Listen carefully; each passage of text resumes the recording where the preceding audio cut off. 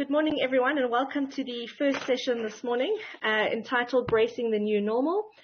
Certainly, I don't think we can refer to COVID anymore as the new normal. It's been around with us for about just over 18 months. So it's definitely something that we have had to adapt to and adjust to. Today's session will be looking at how rail operators and both the regulator have had to adapt and respond to changes in our environment brought about by COVID-19 pandemic. I think certainly some impact COVID has had on safety in particular is factors such as how it is impacted on teamwork, where we've had to ensure social distancing, factors such as railway maintenance, employees that are required to work from home and get injured possibly in their home workplace. How has this had an impact on legislation, for example, in terms of compensation? Training, where training may have had to stop at some stage depending on the level of the pandemic, as well as both informal training, such as, for example, giving symposiums, etc. I think it's also had an impact on emergency and response teams. For example, just basic first line of defense, availability of employees, safety talks. We've had to think differently about how we conduct these, bearing in mind social distancing. And I think it's had a huge impact on other aspects, such as both our physical and our mental well-being. So today's topic is going to also include safety culture, which I think is really pertinent. And I think for me, in particular, safety should be something that should definitely not have been compromised at all during COVID-19. And if anything, probably been given more focus and enhanced. So we will have conversations today from speakers looking at safety culture and in particular the impact of our mental well-being. I think certainly most people have had to balance their work-life balance, and the boundaries between home and work have become slightly blurred, and the impact that this has had in terms of mental fatigue, whether it's going to have any impact on absenteeism and morale. And they're actually expecting that the next pandemic to hit the world will actually be related to mental well-being. So I think it's really important as organizations, as the regulator, as everybody here today, that we do not forget about the psychological aspects and psychological safety. And I think it's going to be really important during the next 3 days where we look at taking new ideas in terms of being more sustainable and also being more resilient when it comes to safety.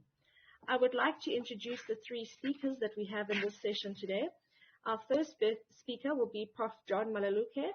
He holds a Doctor of Commerce qualification in Transport Economics from the University of South Africa.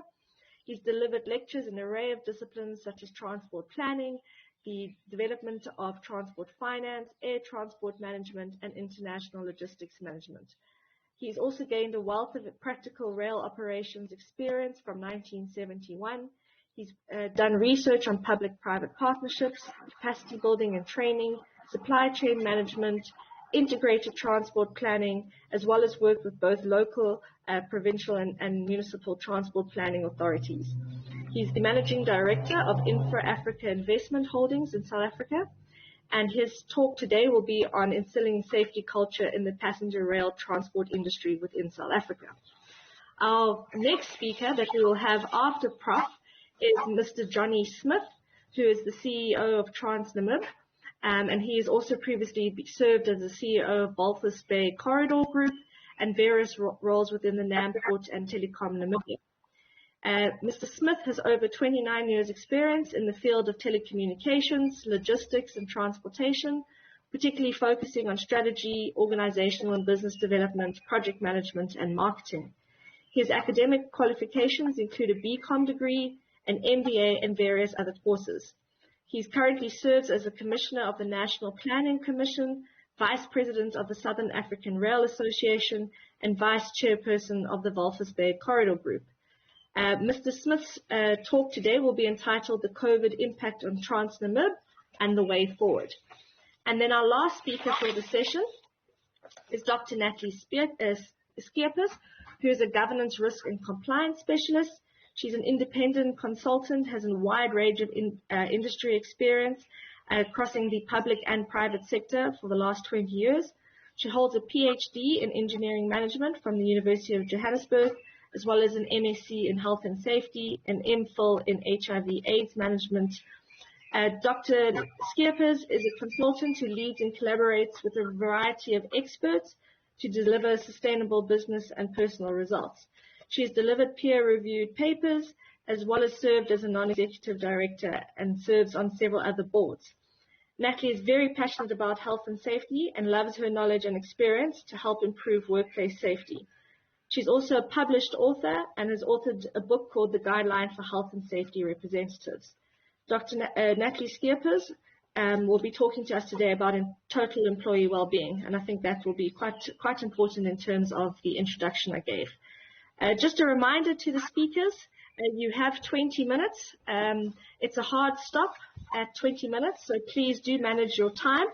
And what we will do is ask the delegates to post any questions that they have in the discussion tab, which is on your right of your screen. After each speaker has spoken, there'll be a short 1-minute video where you will then be asked to start putting your questions in the discussion tab. And also, if we could remind the delegates to also please rate the speakers, and that will be in the polls section. So without further ado, I'd like to hand over to Prof, who will be giving us a talk entitled Instilling Safety Culture in the Passenger Rail Transport Industry within the South African Context. Over to you. My topic is about instilling safety culture in the passenger rail transport industry within the South African context. And as already introduced, I am Professor John Maleluke. Turn the slide, please. Turn the slide for me, please. In terms of the content overview, I am going to cover the introduction and background, purpose of the paper, hypothesis generation, research strategy, theoretical perspective of risk management, the concept of safety within PRASA, a theoretical perspective of safety culture, accident investigation model, and instilling safety culture. That is what I'll be dealing with. Now let's move further, get to the introduction. In terms of the introduction, if the concept of safe operation is not given the attention and priority it deserves, then passenger rail transport would, instead of being viewed as a catalyst for economic development, then become a catalyst for economic depression, unproductivity, and unemployment. This is so because when an accident occurs, the disruption disturbs the just-in-time movement of people, goods, and services, and thus impacting negatively on employment and the economy. In order to unearth the root cause of a series of accidents that took place within the province of Gauteng, the scope of analysis encompasses finding out whether the actions involved leading to accidents had some deliberate deviations from the prescribed standard operating procedure. Turn it, please.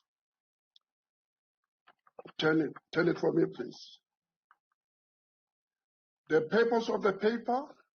The purpose of this paper is to explore the extent to which human error contributes to fatal accidents, injury to the commuting public, and loss to the Passenger Rail Agency of South Africa.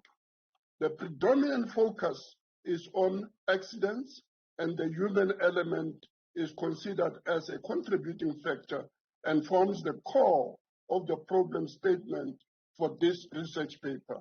It is important to note that it is not the intention of this research to be used as a means of exposing or blaming any of the rail operating companies' inefficiencies.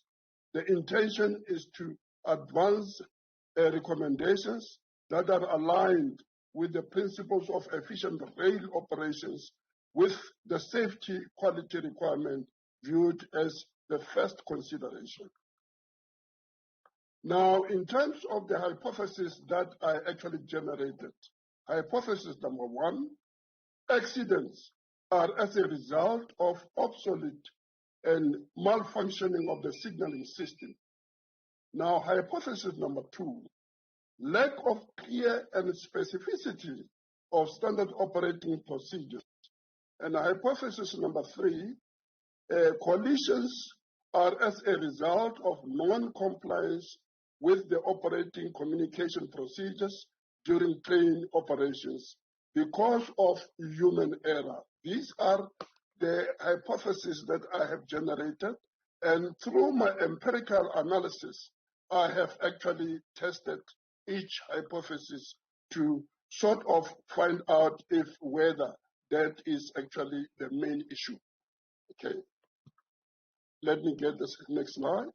Now, in terms of my research strategy, the research study is exploratory in nature and seeks to explore and present ways and means of managing and maintaining the incident-free passenger rail transport system in South Africa. A quality passenger rail transport service would culminate into sustainable competitive advantage, particularly when safety is instilled as culture in the operation of the entire passenger rail transport system. The researcher drew data from various sources, ranging from newspapers, safety research reports, textbooks, personal observation, and informal interviews with off-duty individual train drivers. Let's move, please. Theoretical perspective of risk management. You know, when dealing with issues around safety, this has to do with risk management. It is not unreasonable to expect that there will be a crisis looming sometime in future. No transport operator or industry can be considered immune from crisis. It must be accepted that disruptions can occur anytime, and there has to be a mechanism in place to manage and maintain the risk. If the passenger rail agency is to provide a high quality service, then instilling safety culture is a strategic must. If we agree that disasters are inevitable, then it is logical that we must also agree that it is wise to take the necessary steps to manage our risks to the extent possible and to reduce the effects of disruptions. Let's move further. The concept of safety within PRASA. There is a need to review regulatory safety procedures to ensure that the safety culture of PRASA is given the attention it deserves. Cultivating a safety culture can result into business continuity and thus yielding a favorable difference between life and death within PRASA. The management of risk in any human endeavor requires careful and objective consideration of the environment within which one operates. This should be the case with regard to PRASA's train operation environment. The risk management process begins with understanding the elements of the transport system, identifying, assessing, and managing the associated risk factors throughout the entire passenger rail transport system. Let's go further. Accident investigation model. Now, this is what I would like to clarify more, especially that we are now faced in a situation where we have to analyze this whole issue of the model that I am actually using. We have what we call operating at the incubation phase. When an organization finds itself in an incubation phase, it needs to take cognizance of every hazard occurring within. The incubation phase is reached when there are difficulties with regard to the communication and all sorts of interaction. So this is what we actually call incubation phase. When an organization finds itself in an incubation phase, it needs to take cognizance of every hazard occurring. The incubation phase is reached when there are difficulties with regard to the share of information, and this results into communication breakdown. And this is something that we have to work on, because once we allow this incubation phase to sort of prevail, then we are then inviting problems. We are then going to reach a stage where things are not that rosy. Let's move further. Let's move further. Now, in terms of the next phase, that is reaching the trigger event, meaning that you have actually moved to a point where we have reached a trigger event. And a trigger event is a condition that builds up and thus causes a hazard to give rise to an accident. For PRAZA to provide a high-quality service, it must adopt safety culture as a user requirement. Let's move further. Now, still on this, as I have already mentioned, that once you sort of leave this situation unattended, you reach a stage where you sort of reach what we call emerging crisis. And emerging crisis, it is a situation where safety culture is actually needed the most. Safety culture should be viewed as an important informal coordination mechanism. In addition to instilling safety culture, there is a need to cultivate a safety climate, which is a situation where managers at all levels are highly committed to safety, where the workforce express satisfaction with adherence to the organization's safety systems, where everyone is risk averse, where there is no pressure towards maximizing profit. And let's move. Accident investigation, still on emerging crisis. We are actually looking at all these items that we have to make sure that we do not find ourselves in this crisis that are actually coming. Where everyone is risk averse, in fact, that is what we need to sort of guard against, to say, let us not put ourselves in a problematic situation. Let's move further. Now, having said that, let's say we are not doing anything about the situation. We have reached what we call emerging, what you call a situation, an emerging crisis. Now we are now in a rescue crisis management. An entity is in a crisis situation when life support system fail in the face of pressure from external stress, resulting in loss of life and damage to property. This situation is reached when an accident occurs and the focus becomes the rescuing of those who are trapped in a crisis situation. Given the extreme challenge the PRAZA-trained drivers face in their work environment due to systems failures, an intervention is sought to normalize the operation. Organizations that value storytelling are more reliable in the competitive landscape. PRAZA should consider encouraging symposiums where safety stories are presented.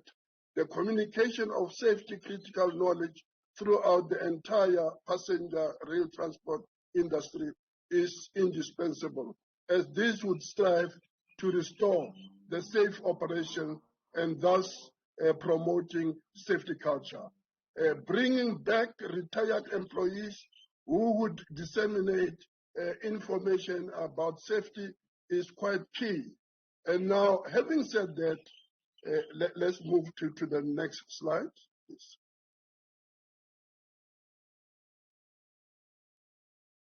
Having said that, when finding yourself in a situation where we are dealing with crisis, where we are dealing with disaster management, one has to think of coming with relevant strategies that will actually bring us back to the normal operation. But then we actually call this, according to my model here, that this is the phase where we deal with cultural adjustment. For cultural adjustment to take place, there has to be several streams of communication. Safety cultural diffusion should be encouraged, and this ranges from informal communication and extremely advanced formal communication. And let's move further. Oh, that is still with a cultural adjustment. Yeah, so for PRAZA to undergo cultural adjustment and revert to the normal operating situation, it has to operate as a flexible interactional system composed of layers of ongoing conversations with safety culture as a subject matter of discussion. You see, this is what needs to happen. And we are actually finding ourselves in this whole phase of cultural adjustment. As you can actually see, that the current state of affairs, when you look at the rail infrastructure, your rail network, your overhead, what you call electrical wires have been vandalized and all those things. Your cables have been vandalized. And for us to go back to the normal operation, we are actually facing a situation where we have to deal with cultural adjustment. And this is something that we have to take note of. Why? Because for an organization to go back to normal, it needs a lot of strategies that will actually enable that organization to win. When information is shared among organizational members and codified in some way, an organizational interpretation exists beyond that of its individual members. That's it. Let's move further. Yes, this is the normal situation that I have actually talked about. And for us to say we are operating in a normal situation, that is where things are actually working well. We are actually responding well to regulations. We are operating in a place where the signaling is quite normal. You do not actually have cable theft and all those things. Such is actually called a normal situation. But in the real life situation, things are not working that well. Things are not working that well. Why? Because you'll always have this whole issue of incubation period kicking in. And what do I mean by this? Incubation, that is where you actually have problems. There is no enough dissemination of information within the organization. And then there are communication breakdowns. You are unable to sort of operate, as predicted, as prescribed by your regulations. So this is actually something that one has to guard against, to say, finding yourself in this incubation phase, one has to work hard in order to go back to the normal situation. But then we have what we call the trigger event. And the trigger event, as you can see, you are actually building up issues that are actually disturbing the organization. And then at the end, these issues may actually reach what we call an emerging crisis, the one that is actually bringing about accidents. And where you have accidents, it is now a phase where we then call this phase disaster management. And we see, regulations being introduced, making sure that things are actually, done according to the regulations. And rescue and crisis management that is exactly what is actually happening here. Things are very, very abnormal, and being abnormal, they need some interventions. And some interventions that we're talking about is about coming with a cultural adjustment that I have actually talked about. And now this cultural adjustment will actually enable us to go back to what we call the new normal. And when looking at this model, you'll actually see what is happening currently with COVID-19. We found ourselves in a sort of disastrous, what you call, environment, and then we are striving towards moving to the new normal as it is. Let's move further. Now, having said that, we have various safety aspects, safety components that are actually needed to enable us to get to a safety culture. We have individual and group values, we have attitudes, we have perceptions, we have competencies, and we have patterns of behavior that determine the commitment to and the style and proficiency of an organization's health and safety management. The concept is often viewed by safety scientists as a subset of organizational culture or as those parts of organizational culture that influence safety. Having unearthed the importance of safety culture within the organizational context of PLAZA, the main goal is to ensure that members' understanding of the concept is deepened. Let's move further. Prof, sorry to interrupt you.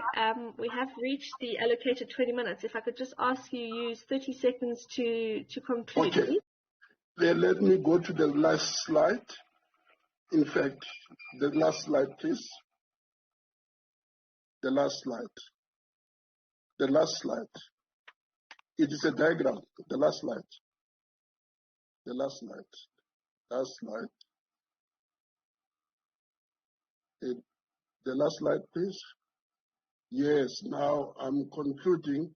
In conclusion, police actions are as a result of non-compliance with the operating communication procedures during train operations because of human error. This was my findings, and let's move further, please. Let's move further to the very last slide, please. Yes, this one. Yeah, now this is about instilling safety culture. We need modified behavioral patterns. We need competencies. We have to balance our conceptual as well as technical competencies to make sure that we instill safety culture. We need to modify our attitudes, making sure that we have positive attitudes. We have to look at positive perceptions, making sure that this is actually promoting a safety culture. We need to look at our artifacts, making sure that our artifacts reflect what is actually meant by a safety culture. We need to look at assumptions as well as values, making sure that these are actually contributing towards safety culture. And lastly, we need to look at the whole issue of effective communication. This is very, very key. Why? Because it will enable us to reach our destination, making sure that at the end we have safety culture which is instilled within the organization. And thank you very much. This is the end of my presentation.